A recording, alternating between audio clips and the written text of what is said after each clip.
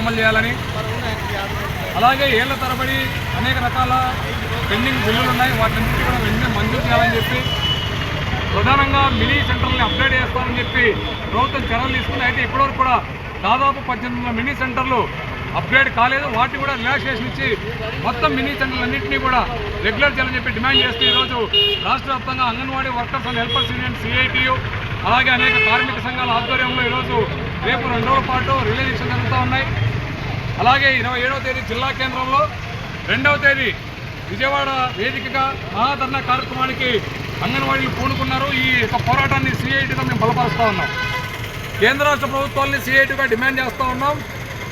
అంగన్వాడీలకు కనీస వేతనాలు ఇవ్వడం అనేది మీ బాధ్యత.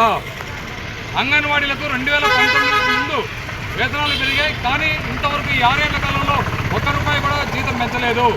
ధరలేమో పెరిగిపోతూ ఉన్నాయి, కుటుంబ ఖర్చులు పెరిగిపోతూ ఉన్నాయి. ఈ రకంగా అన్ని భారాలు పెరిగిపోయినప్పుడు వేతనాలు కూడా పెంచాల్సిన బాధ్యత కేంద్ర రాష్ట్ర ప్రభుత్వాల మీద ఉందని చెప్పి మేము CITగా చెప్పదలుచుకున్నాం.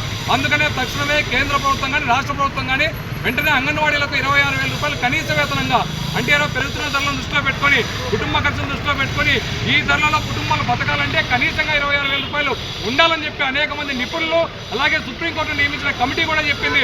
ఆ కమిటీ మేరకు ఈరోజు ప్రతి అంగన్వాడీ కార్యకర్తకు ₹26,000 వేతనం ఇవ్వాలని చెప్పి CITగా మేము డిమాండ్ చేస్తున్నాం. అలాగే ఈ జిల్లాలో అనేక మినీ సెంటర్ అప్గ్రేడ్ కాకుండా ఆగిపోయినాయి.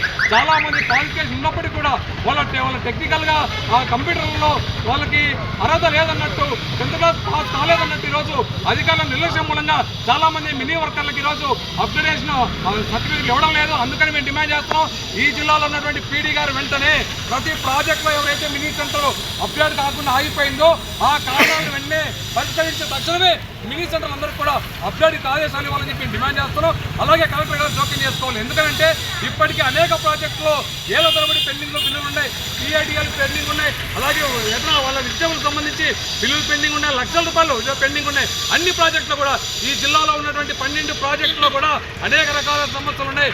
అందుకని మేము కలెక్టర్ గారు డిమాండ్ చేస్తున్నాం, తక్షణమే కలెక్టర్ గారు జోక్యం చేసుకొని ICDS PDలతో అలాగే CDPOలతో యూనియన్ నాయకులతో వెంటనే జాయింట్ కమిటీ ఏర్పాటు చేయాలని చెప్పి డిమాండ్ చేస్తున్నాం. ఈరోజు ప్రభుత్వం ఏమో అంగన్వాడీని ఆదుకుంటామని చెప్పి గొప్పలు చెప్పి ఈరోజు అంగన్వాడీ రోడ్ల మీద కూర్చొని ఆందోళన చేసే విధంగా చేసింది.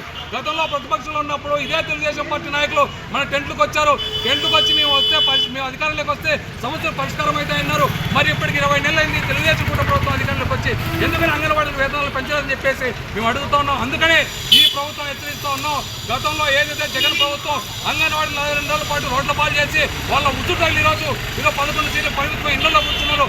అదే స్థితిని, అదే పరిస్థితిని తెలుగుదేశం కూటమి ప్రభుత్వం తెచ్చుకోవద్దని చెప్పి మేము చెప్పదలుచుకున్నాం. అందుకనే వెంటనే ప్రభుత్వం అంగన్వాడీకి జీతాలు పెంచాలి. లేని పక్షంలో 2వ తేదీ విజయవాడ వేదిక మహాధర్నా జరగబోతోంది.